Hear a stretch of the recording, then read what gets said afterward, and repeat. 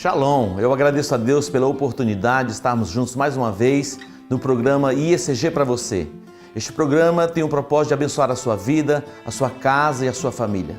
Nós temos como base e regra da nossa fé a Palavra de Deus. E a Palavra de Deus ela está acima de todas as coisas. A Bíblia revela o plano e o propósito de Deus para as nossas vidas. No livro do profeta Jeremias, no capítulo 29, ele diz que ele tem os planos para nós que são planos de paz e não de mal, para nos dar uma esperança e um futuro. Os planos de Deus para a nossa vida são planos de paz. Se você quer desfrutar de paz, tenha um relacionamento com Deus, medite na sua palavra de dia e de noite, as suas tensões, os teus estresses vão cair por terra e você vai ser tremendamente abençoado. Continue conosco, ouvindo a nossa programação, assistindo a nossa programação e seja tremendamente edificado. Deus que te abençoe.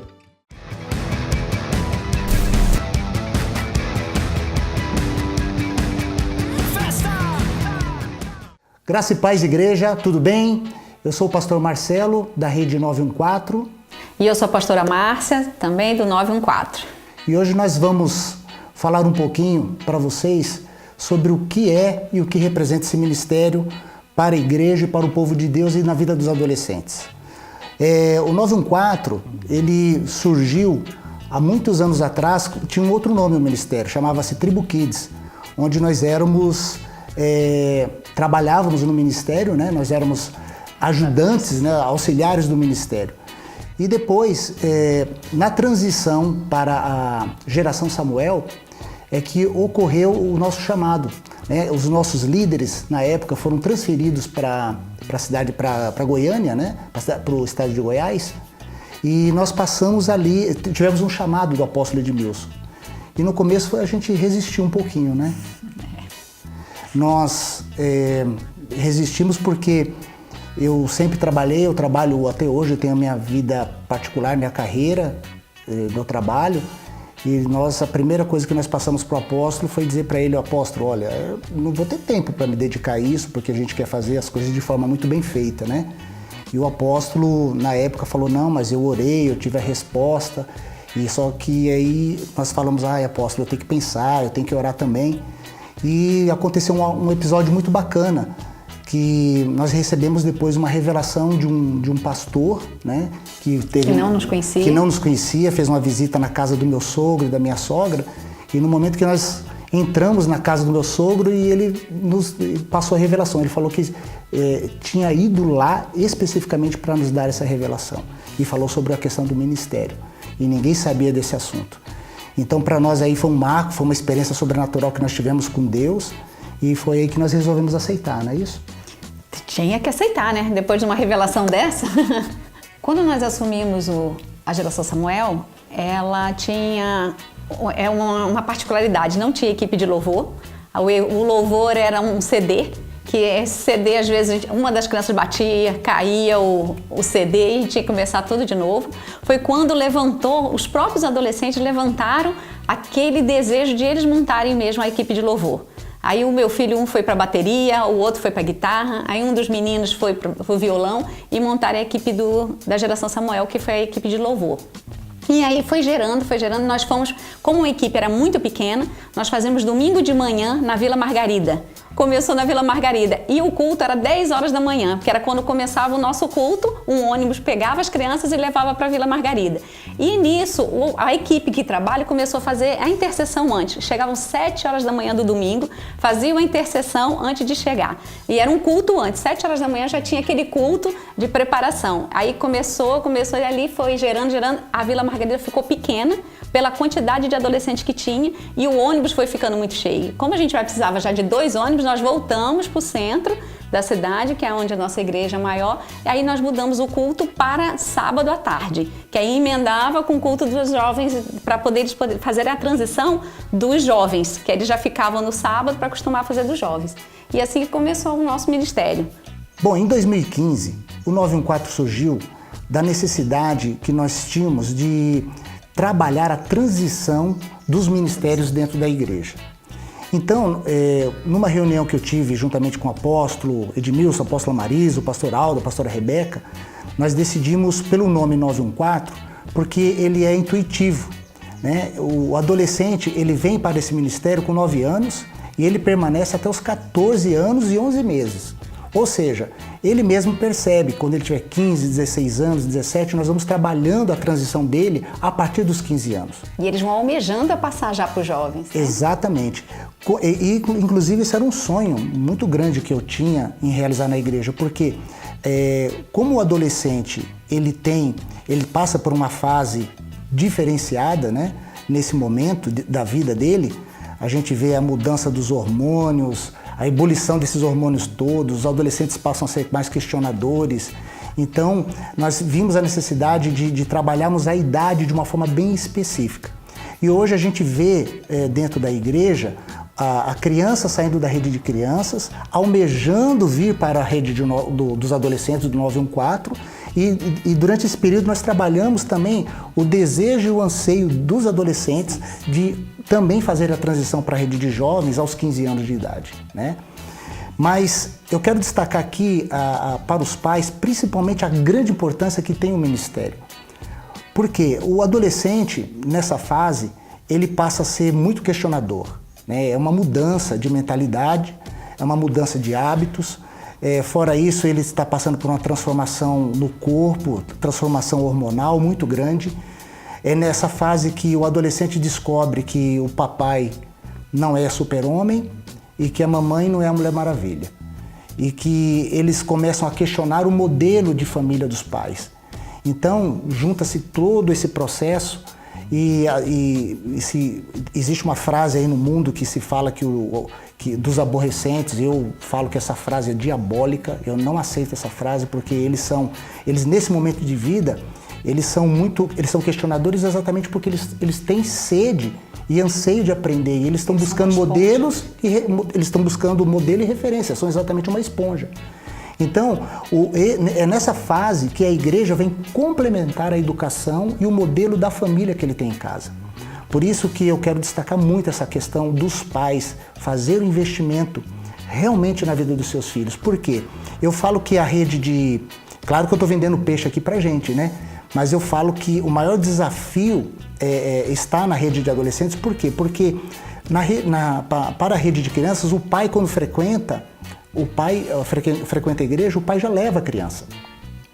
Para o jovem, no caso, a maioria dos jovens eles já tem locomoção própria, ou eles podem pegar um ônibus, eles têm dinheiro para o passe. O jovem ele já tem uma situação diferente. Agora o adolescente, aquele adolescente de 9, 10, 11 anos, às vezes eles não andam de ônibus sozinhos, dependem dos pais, dependem também de ter recursos para vir para a igreja, né? Então é nisso aí que está o grande desafio. Porque nós pedimos muito nesse período trabalharmos em conjunto com os pais. E uma coisa que nos alegra muito, que Deus é maravilhoso e Deus sempre nos acrescenta, Deus sempre supre todas as nossas necessidades, que dentro do ministério hoje nós temos uma psicóloga, nós temos uma área que trabalha na questão da música, que nós temos a equipe de louvor. Então nós temos toda uma equipe hoje, a equipe de 12 e mais uma equipe que está trabalhando a transição dos adolescentes que vem agregando valores a eles. E eles acompanham nessa transição, os nossos 12, né, os nossos que trabalham com eles vão um bom tempo no culto de jovem para poder acompanhar, para a criança fazer aquela transição sem sentir, até eles se ambientarem. Eles não chegam no culto que já é maior e ficam perdidos, eles vão bem devagar, a gente vai transicionando até eles caminharem sozinhos, até envolver eles numa célula, num líder, para poder eles começarem a caminhar, para poder fazer essa transição sem eles sentirem. Uma outra questão é a linguagem, né? A linguagem do ministério. Nós temos lá o cuidado, nós estamos sempre ali observando a nossa equipe e sempre existe o convite da minha parte e da pastora Márcia para que os nossos 12 também façam as ministrações em determinados sábados. Então eu ministro aproximadamente 1 ou 2 sábados por mês, mas também sempre estou dando a oportunidade para o crescimento daqueles que trabalham conosco estarem também ministrando. Mas também isso visando uma questão de linguagem, porque nós procuramos exatamente dentro da palavra de Deus, mas também falar a linguagem do adolescente. E também o culto ele é diferente. Nós temos realmente um culto verdadeiro, né? Literalmente é um culto evangélico, mas com a linguagem e com toda uma roupagem, exatamente um formato para o adolescente, para que nós possamos, exatamente, para que possa chamar a atenção, para que ele deseje voltar. Então sempre temos muitas atividades e o ministério, a gente de um ano para o outro nós elaboramos juntamente com a igreja um calendário para que nós possamos fazer as diversas atividades que nós temos durante o ano. Nós temos aí o encontro, fazemos aí o acampamento com os pais, às vezes é piquenique, temos alguns cultos diferenciados. Uma festa fantasia. A festa fantasia. Festa do cabelo louco. Festa do cabelo louco, exatamente. Então todos esses eventos, né, eles trazem um movimento bacana e a gente sempre tenta incluí-los dessa forma. Eu quero dar um recado para você, pai, mãe, e quero dar um recado para a família. Você que tem um adolescente na sua casa, os pais, os parentes, façam esse grande convite, façam esse grande investimento na sua família. Nós estamos trabalhando a próxima geração. Então é muito importante que nesta fase da vida também ele esteja na igreja sendo ministrado e esteja dentro de um ministério que fale a linguagem dele. Então, nós temos os nossos cultos todos os sábados às 16 horas na IECG, aqui no centro da cidade. Então eu te faço esse convite, invista. Eu quero te dizer particularmente que nós, como casal, nós fizemos esse investimento na vida dos nossos filhos. E isso só foi possível também porque a minha esposa estava junto, a minha esposa estava incentivando e nós estávamos sempre incentivando os nossos filhos a estarem na igreja exatamente também nessa fase. E nós estamos hoje colhendo os frutos disso tudo, de todo esse investimento. Porque nós podemos ver nossos filhos crescerem, passarem pela adolescência, não foram aborrecentes, nunca nos deram trabalho e sempre nós estivemos perto para poder acompanhar todas as fases da vida deles. Hoje nossos filhos estão casados, bem casados e nós estamos colhendo todos esses frutos. Por quê? Porque houve um investimento. Porque a igreja é exatamente esse complemento da sua casa para reforçar a palavra de Deus no coração e na vida do povo de Deus, que é o corpo da igreja. Amém?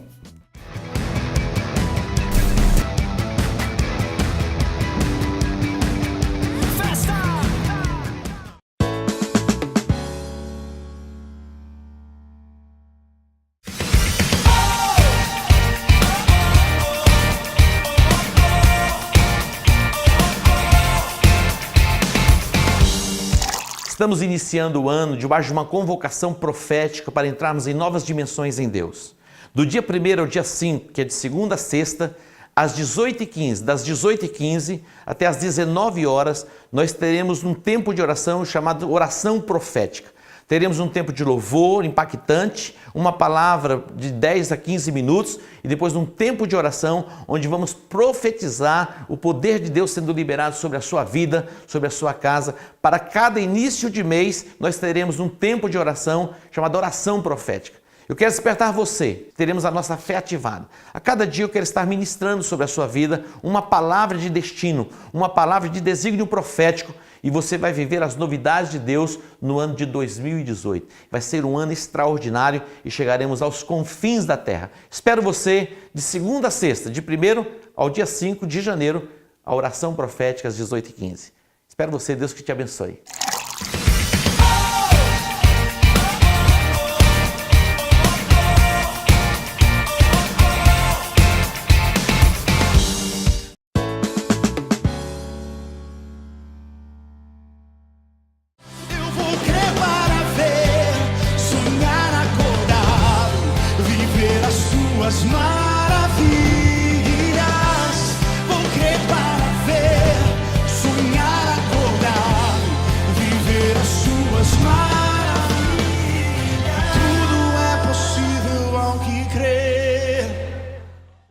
Shalom, igreja. Meu nome é Jéssica Louçaveiro. Eu sou casada, advogada, sou líder de célula, 12 da Ivone Emídio, da rede da pastora Edita. Eu entrei para a IECG em meados de 2014, através de um convite para ir numa célula. Eu buscava Deus em diversos lugares de forma esparsa, buscava a face dele, mas eu posso dizer que eu não encontrava Nos lugares que eu buscava, eu não encontrava. Eu nunca havia lido uma Bíblia antes, eu não conhecia Jesus, eu não conhecia o fato, a história dele, eu não conhecia o Evangelho, eu não sabia o motivo dele ter ido para aquela cruz, eu não sabia que ele havia nem morrido nem ressuscitado. Então eu era vazia. E em dezembro de 2013 eu recebi esse convite de frequentar a célula da Ivone, e quando eu cheguei lá eu fui recebida com tanto amor, com tanto carinho, assim, um amor que não era aquele amor que eu costumava ouvir, te amo, era um amor genuíno de Jesus mesmo, assim. E eu perguntava, gente, como essas pessoas conseguem se amar tanto? Mas foi muito rápido, assim, para eu conseguir compreender que amor era esse, que amor é esse. E a palavra de Deus nunca volta vazia, e não foi diferente comigo. Ela entrou no meu coração e desde o primeiro dia de célula eu comecei a ser transformada pela palavra de Deus. Em meados de 2014, quando eu entrei na IECG, eu vim de uma família que passei por muitas tribulações durante a minha infância.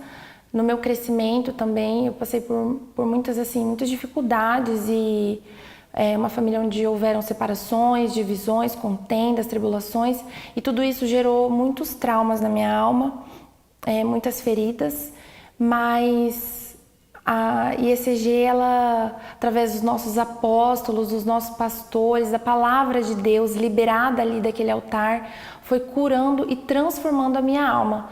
E aos poucos eu fui sendo moldada para receber tudo que Deus tinha separado para a minha vida.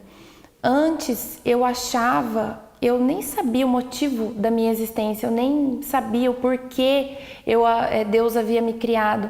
E com a palavra de Deus, lendo a Bíblia, levando ela nos cultos e na célula, eu pude conhecer o porquê eu estava aqui, qual era o meu propósito. E a IECG, ela oferece diversos mecanismos assim para nós crescermos, para nós nos desenvolvermos, sermos moldadas e tratadas na palavra.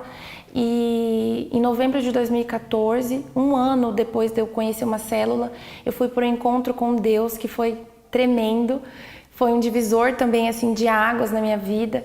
Deixei lá a velha Jéssica e passei a viver a santidade que Jesus nos convida a viver.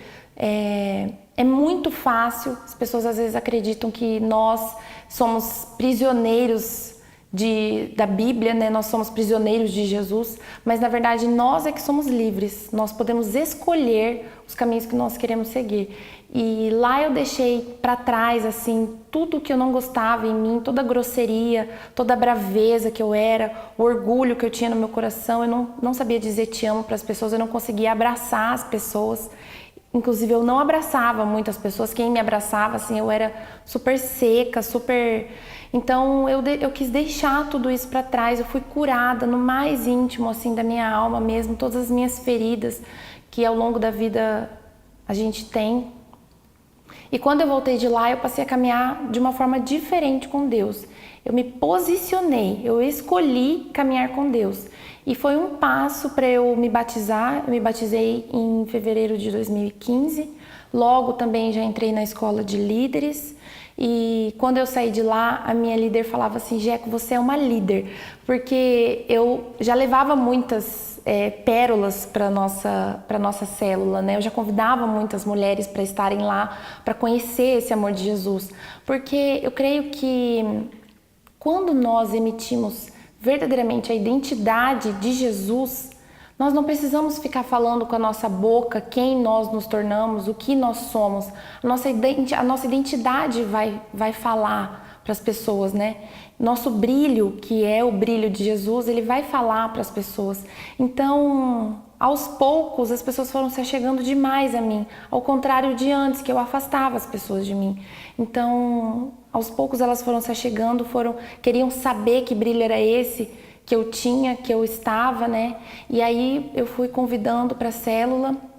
Nós sempre aprendemos a Ivoninha sempre nos dava pérolas nas mãos e falava: essas são as discípulas que vocês vão trazer. Então, convidem elas, porque tem sempre por aí alguém que está precisando. Eu creio que todas as pessoas precisam conhecer a Deus, precisam conhecer esse amor de Jesus Cristo, mas nós precisamos tentar tirar a venda dos nossos olhos para enxergar que nós precisamos convidar, né? Então, ela ajudava a gente nisso, com essas pérolas, e a gente ia convidando. Então, ela sempre falava, Gé, você é uma líder. E aí, eu, com aquele temor inicial, assim, de que eu não era uma líder,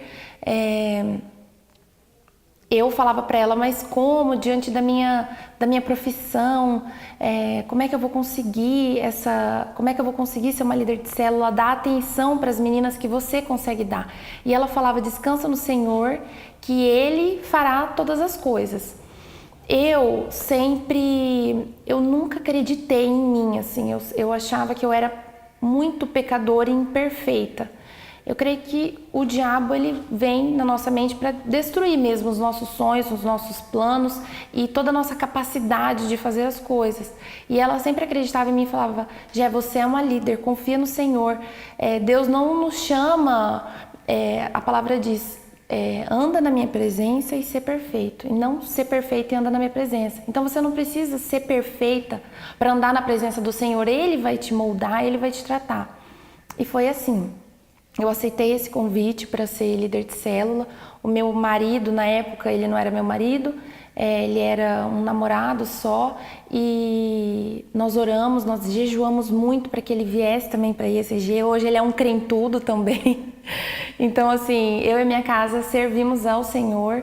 Foi através de muito jejum e muita oração. E hoje, assim, eu posso dizer que eu sou completa. Todo o vazio que eu vivia antes, toda a tristeza que eu vivia antes, e era um vazio assim de não saber o que me faltava, porque eu creio que muitas pessoas buscam um casamento, buscam dinheiro, buscam às vezes sucesso no trabalho, mas nada disso é capaz de nos preencher, é só o amor de Deus que nos preenche. A palavra de Deus nos preenche, nos tira do desconhecimento, da falta dessa paz que excede todo entendimento que Jesus nos prometeu. Então, eu me tornei uma líder de célula e nós multiplicamos, a nossa primeira multiplicação foi com 4 discípulas, nós multiplicamos com 4 discípulos e, assim, na terceira célula nós já tínhamos 30 discípulos. Foi uma coisa, assim, até sobrenatural que eu não esperava, assim. E muitas pessoas me perguntam, Gé, o que você faz para ter tanta discípula? O que você faz para caminhar tão rápido com Deus? Eu ouço demais isso. O que você faz para ter se convertido há tão pouco tempo e ter caminhado tão rápido com Deus?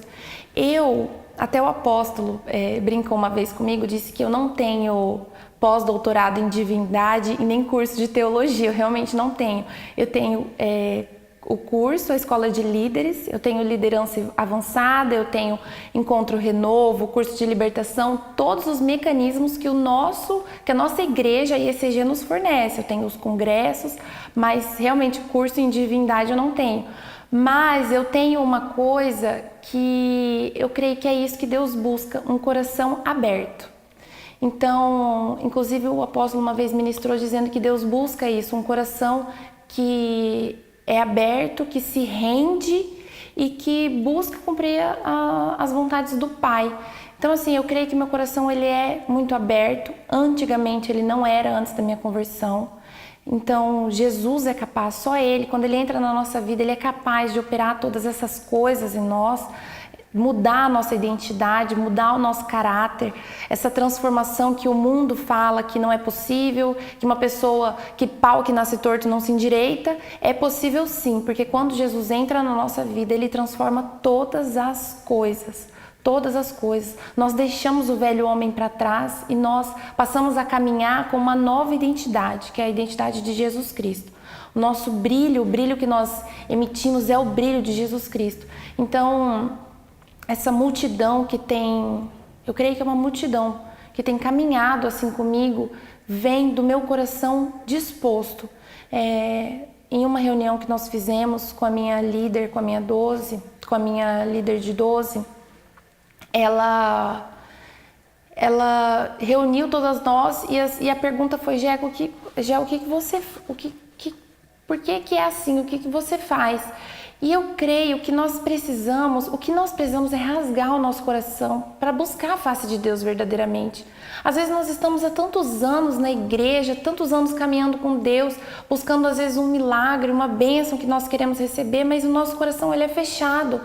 Muitas vezes as pessoas falam: ai, mas eu já fui no encontro, eu venho na igreja todo domingo, eu leio a palavra de Deus, mas o coração é fechado. Então, o coração aberto, Deus busca isso, um coração quebrantado. Então, um coração aberto, eu creio que é capaz de mudar todas as coisas da nossa vida. Nós passamos a caminhar verdadeiramente com Deus. Então, eu creio que o meu coração ele é muito aberto a receber as coisas do reino, a caminhar em unidade com a minha igreja, em obediência à minha igreja, tudo que é ensinado daquele altar.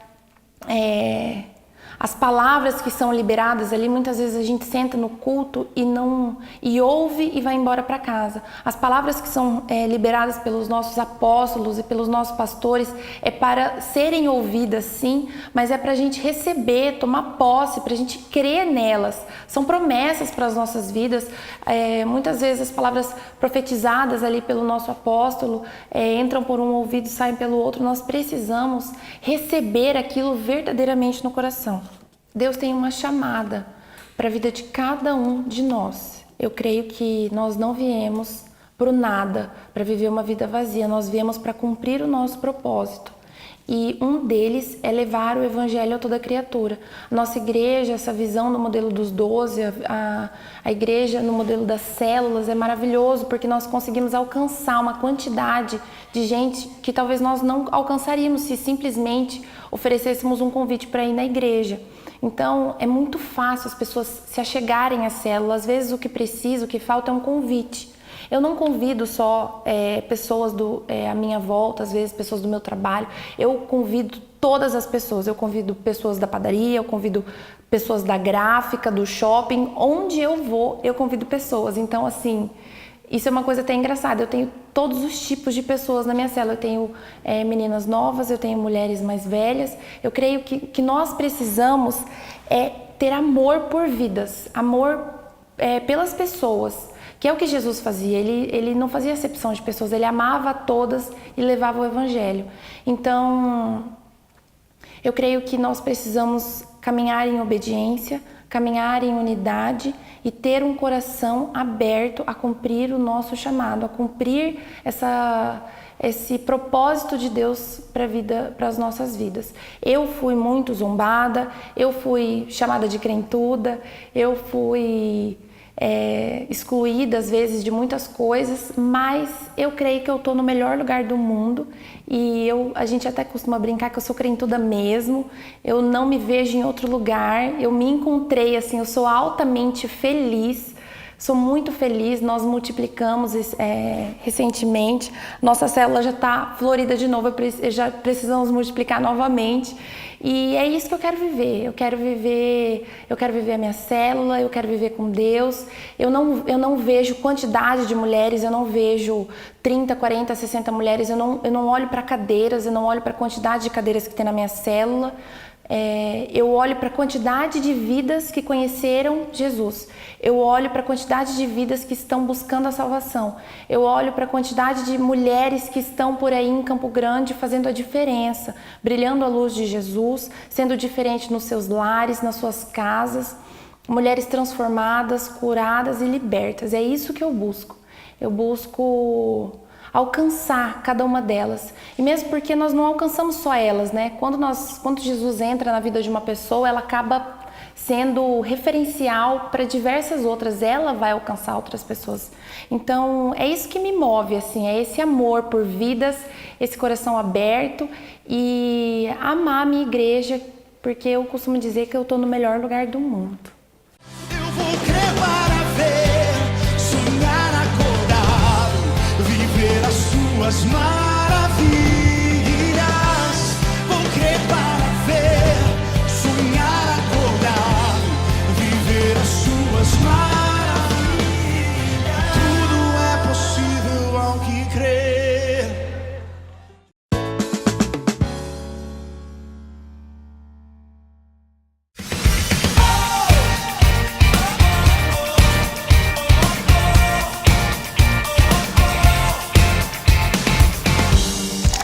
Estamos iniciando o ano debaixo de uma convocação profética para entrarmos em novas dimensões em Deus.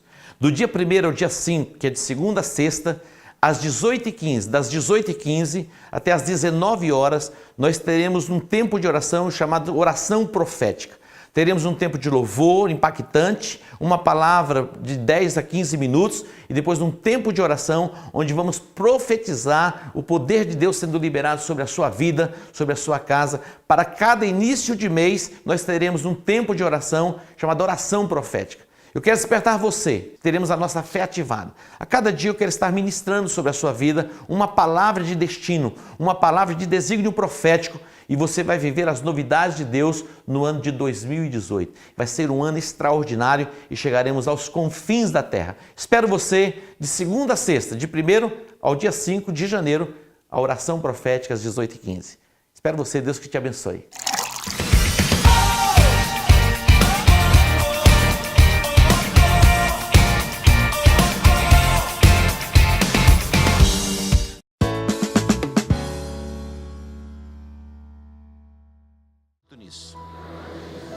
Agora nós vamos entrar no terceiro princípio, que é o princípio da unidade. Diga unidade.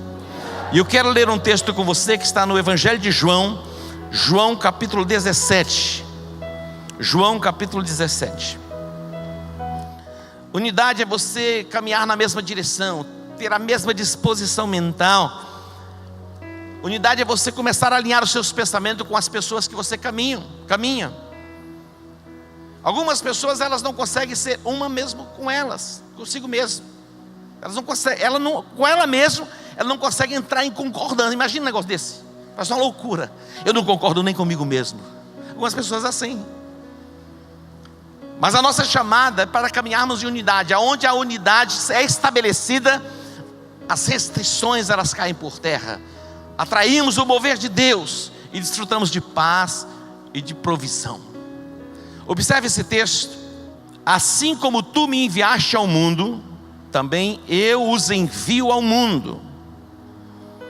Jesus está falando de mim, está falando de você. Mas era simplesmente para os discípulos que caminharam com ele. Não, essa instrução de Jesus era para os discípulos daqueles dias e também é para nós hoje. Ele está dizendo: assim como tu me enviaste ao mundo, também eu os enviei ao mundo. Por eles me santifico a mim mesmo, para que eles também sejam santificados na verdade.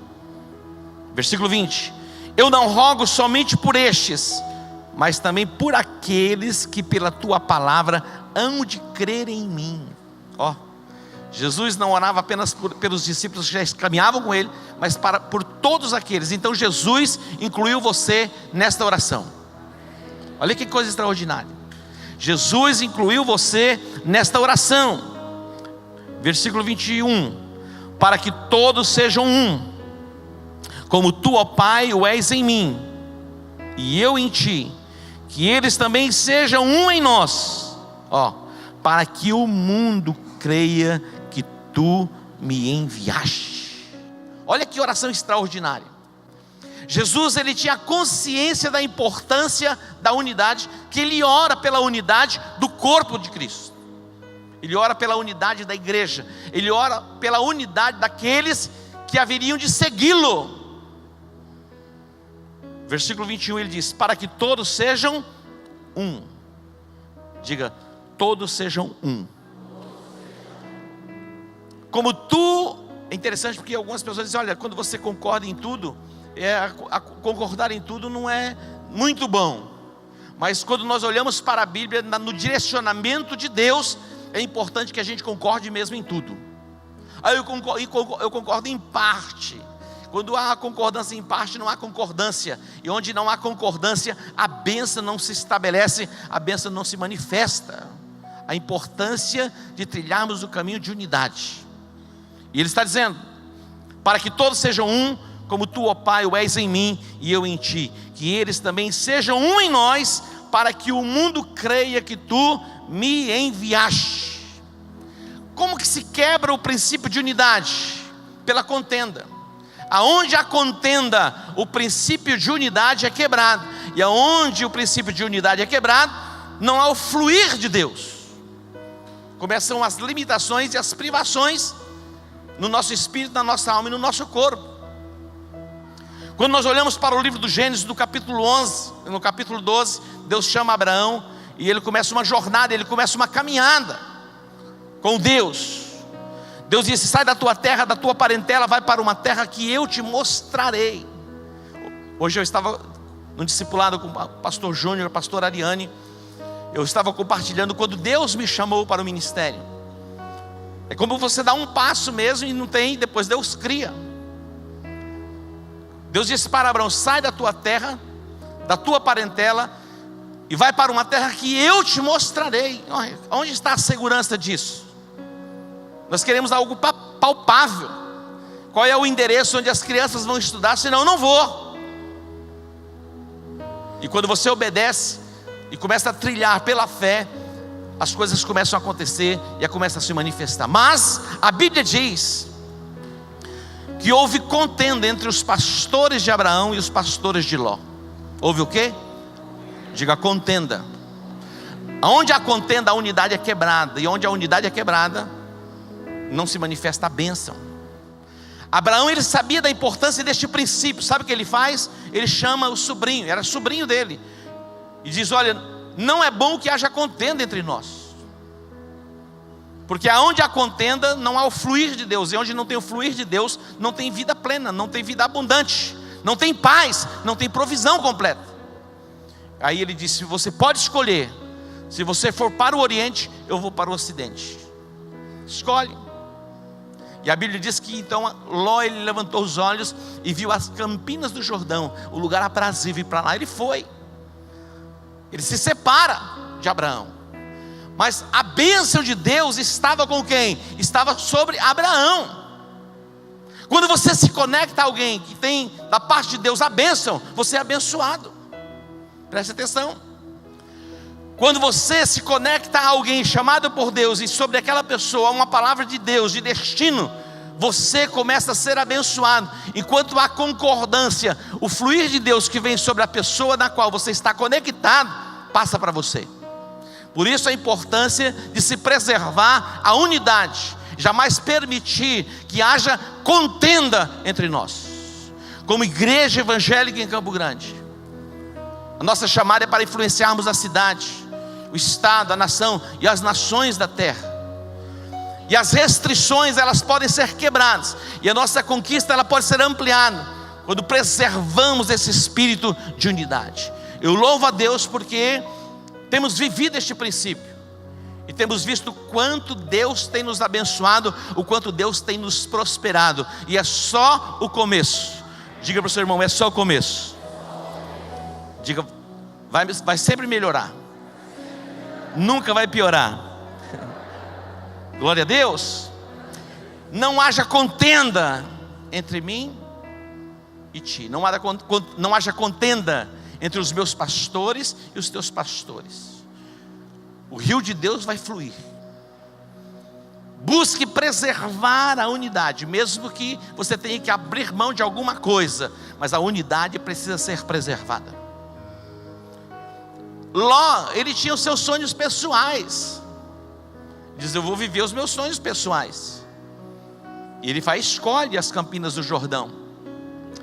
Nós sabemos o fim, a guerra. Ele foi capturado.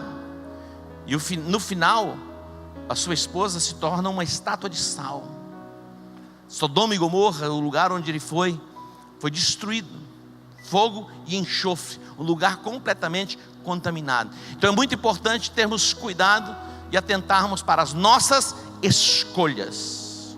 Muito importante nós atentarmos e cuidarmos daquilo que temos escolhido. Deus coloca diante de nós, Ele diz: eu proponho a bênção e a maldição. Ele diz: escolhe a bênção. Escolha sempre trilhar o caminho da unidade. Diga para o seu irmão: escolha trilhar o caminho da unidade. A Bíblia diz que há dois tipos de sabedoria. Observe comigo esse texto, Tiago capítulo 3, os versículos 13, de 13 a 14. Quem entre vós é sábio e entendido, mostre pelo seu bom procedimento as suas obras em, diga, mansidão e sabedoria. 14. Mas se tendes em vosso coração, olha o que diz: amarga inveja e sentimento faccioso, não glorieis, nem mintais contra a verdade. Essa não é a sabedoria que vem do alto, mas é terrena, animal e diabólica. Versículo 16. Pois onde há inveja e sentimento faccioso, diga comigo, sentimento faccioso, aí há confusão. Aonde há sentimento faccioso, aí há confusão. Eu estava lendo essa semana, essa madrugada, uma dessas madrugadas, a carta de Paulo, quando ele escreve, diz que até na pregação do evangelho, uns pregam o evangelho por inveja e porfia. Fiquei pensando, como que pode alguém, meu irmão, pregar o evangelho? Não é fácil, não é brincadeira você permanecer 2, 3, 5, 10, 15, 20, 30 anos. Agora, pregar o evangelho por inveja, porque alguém está pregando, está crescendo, eu vou fazer o mesmo, vou mostrar para todo mundo que eu também sei fazer. Esse sentimento de inveja, interessante, porque quando você olha aqui, sentimento faccioso, de onde vem? Não provém de Deus. E atente para o versículo 17, diz o texto: mas a sabedoria que vem do alto é primeiramente o quê? Diga, pura.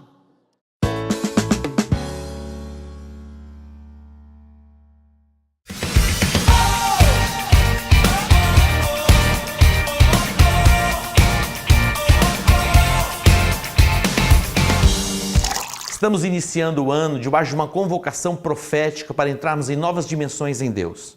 Do dia 1º ao dia 5, que é de segunda a sexta, às 18h15, das 18h15 até às 19 horas, nós teremos um tempo de oração chamado oração profética.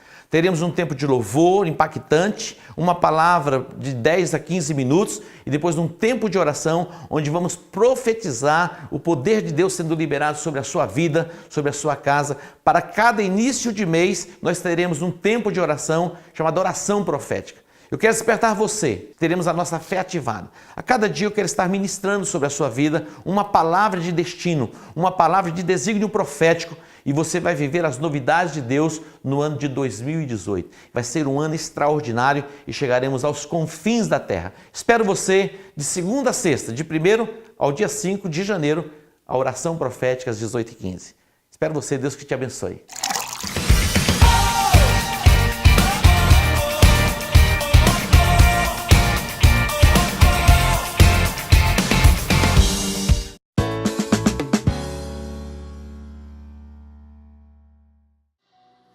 Esse sentimento de inveja, interessante, porque quando você olha aqui, sentimento faccioso, de onde vem? Não provém de Deus. E atente para o versículo 17, diz o texto: mas a sabedoria que vem do alto é primeiramente o quê? Diga, pura, depois pacífica, moderada, tratável, cheia de misericórdia e de bons frutos, sem parcialidade e sem hipocrisia. Essa é a nossa chamada, essa deve ser a nossa essência. Quando nós começamos a trilhar o caminho da unidade, nós vamos começar a perceber o céu se abrindo sobre nós. Nós vamos sendo transportados para essa dimensão poderosa de paz e provisão plena. Diga, esse é o desejo do meu coração. Marcos capítulo 3, a partir do versículo 22, Jesus, ele vai instruir os discípulos, ele vai dizer que casa dividida não subsiste. Diga, casa dividida não subsiste. E os escribas que tinham descido de Jerusalém diziam, olha o que os escribas diziam, falando de Jesus. Jesus foi acusado de expulsar demônios pelo poder de Belzebu. Olha. E eram os escribas que o acusavam. Não era qualquer categoria de pessoas, eram pessoas que conheciam as Escrituras, mas não tinham o quê? O discernimento espiritual para entender e compreender quem era Jesus. Então eles se opunham ao ministério de Jesus. resistiam ao ministério de Jesus. E eles diziam: olha, ele expulsa os demônios pelo poder de Beelzebu, pelo príncipe dos demônios. Beelzebu é o príncipe das moscas. É aquele que traz o que? Contaminação. Olha o que Jesus vai dizer, versículo 23. Versículo 23. E chamando-os a si, disse-lhes por parábolas: como pode Satanás expulsar Satanás? Como pode Satanás expulsar Satanás? Diz mais, 24. E se um reino se dividir contra si mesmo, o que vai acontecer com tal reino? Tal reino não pode subsistir. Um reino, quando ele se dividir, ele não subsiste. Nós vemos essas nações que entram em convulsão social, guerra civil, eles todos perdem, ninguém ganha. O povo empobrece. Hoje nós atentamos o que tem acontecido na Venezuela. Há milhares e milhares e milhares de pessoas que cruzaram a divisa, estão vivendo em Boa Vista, mais de 30 mil pessoas cadastradas. A média de emagrecimento dos venezuelanos nesses últimos tempos foram de 9 quilos, porque estão restringidos e limitados ao acesso ao alimento. Por quê? Porque o povo está se dividindo. É uma estratégia de Satanás. Quando nós vemos esses movimentos que vêm assolando a nação, colocando o negro contra o branco, o hétero contra o homo, e nós somos chamados para amar todas as pessoas indistintamente, de cor, de sexo ou de sexualidade, independentemente. A nossa chamada é o quê? Nos expressarmos em amor. Expressar em amor não quer dizer que você não possa discordar da pessoa. Não, mas tratar as pessoas com dignidade. Esta é a nossa chamada. Mas o espírito que vem para assolar a nação, ele vai dividindo a sociedade em classes. Aí é a burguesia, a elite contra o proletariado, a classe explorada dos trabalhadores. Tudo isso é um engano de Satanás para dividir a nação, para empobrecer a nação, levando uma nação à ruína. Jesus está dizendo: olha, um reino dividido, ele não subsiste. Diz mais o versículo 25: e se uma casa se dividir contra si mesma. Muitas vezes não é tão simples assim, fácil estabelecer a unidade, a concordância dentro de um lar. É um desafio. Mas quando a unidade, a concordância é estabelecida, não há inferno que possa deter o avanço desta casa, o avanço dessa família. Nas coisas mais simples, nas coisas mais básicas, é preciso que haja concordância. As coisas mais simples. A Bíblia diz que a mulher sábia, ela edifica a casa, e a tola destrói com as próprias mãos. Sabedoria. Deus tem dado graça às mulheres da igreja, porque quando a gente olha nesse mundo, muitas vezes os maridos não são crentes, não são evangélicos, é toda sorte de oposição, mas com graça elas estão crescendo, elas estão avançando, elas estão prosperando, e Deus está derramando o óleo da alegria. Você pode dar uma aplauso ao Senhor? Isso é extraordinário. Era para ser só confusão. Era para ser só confusão. Alguns lados, quando você está de longe e olha assim, não é possível como isso pode dar certo. Mas é pela habilidade e a sabedoria de alguém, para estabelecer esse princípio, onde o favor de Deus, a graça de Deus vai se manifestando. Muitas vezes não é fácil, mas é possível. Diga: não é fácil, mas é possível. Quando decidiram construir a Torre de Babel, e Babel, a palavra vem da raiz confusão, eles usaram o princípio correto, mas com um propósito equivocado. É possível usar um princípio correto com a motivação equivocada. O que vai acontecer? Confusão. Eles disseram: nós vamos construir uma torre, vamos estar conectados aos céus, e nós não vamos ser esparramados, espalhados sobre a face da terra. Vamos fazer aqui um nome. Eu me lembro de uma vez nós enviamos um pastor para um determinado lugar, e ele disse: aqui nós vamos estabelecer o nosso reino. Que reino? Tem que ser o reino de Deus. Que no final virou o quê? Confusão. Buscou alguém para entrar em concordância com ele. Olha, aqui nós vamos crescer, aqui nós vamos frutificar, e aqui vai ser o nosso reino. Você concorda? E depois a pessoa compartilhou isso comigo. No final foi o quê? Confusão. Quando eles foram construir a Torre de Babel, o Senhor olhou e disse assim: não haverá mais restrição para esse povo. Eles falam a mesma língua, eles têm a mesma disposição mental. Olha o testemunho que Deus dá: não haverá restrição. Aonde há unidade, as restrições caem por terra. A conquista ela é ampliada. Isso no termos de casa, de família, na empresa, na igreja, na célula. Quando começamos a trilhar este princípio, os céus começam a se mover na nossa direção, e nós atraímos o favor de Deus, a graça de Deus, de uma forma superabundante. Diga unidade. Isso é fundamental. É fundamental estabelecer isso. Nós vivemos como igreja, numa comunidade. Deus nos separou no meio da sociedade, e como igreja nós não estamos ilhados, mas nós podemos viver este princípio. Nós podemos viver este princípio, e através deste princípio alcançarmos toda a cidade, alcançarmos o estado, a nação brasileira e as nações da terra. Diga: eu já decidi, viverei este princípio abundantemente. Quando nós olhamos para a nação de Israel, a partir do momento em que a nação se divide, o reino do norte, o reino do sul, eles se tornaram fracos. Quando olhamos para o livro do profeta Ezequiel, no capítulo 37, eles estavam divididos, enfraquecidos, haviam perdido a esperança até, na visão do profeta, do vale de ossos secos. Eles estavam completamente divididos como nação. Mas Deus vai trazer cura, vai trazer restauração, e Deus vai restabelecê-los no princípio de unidade, e as tribos vão se unir novamente e vão se tornar poderosos. Eles executam um ato profético, estabelecendo unidade. Faça um ato profético de unidade dentro do teu lar. Faça um ato profético de unidade, de concordância com a sua célula. Faça um memorial mesmo.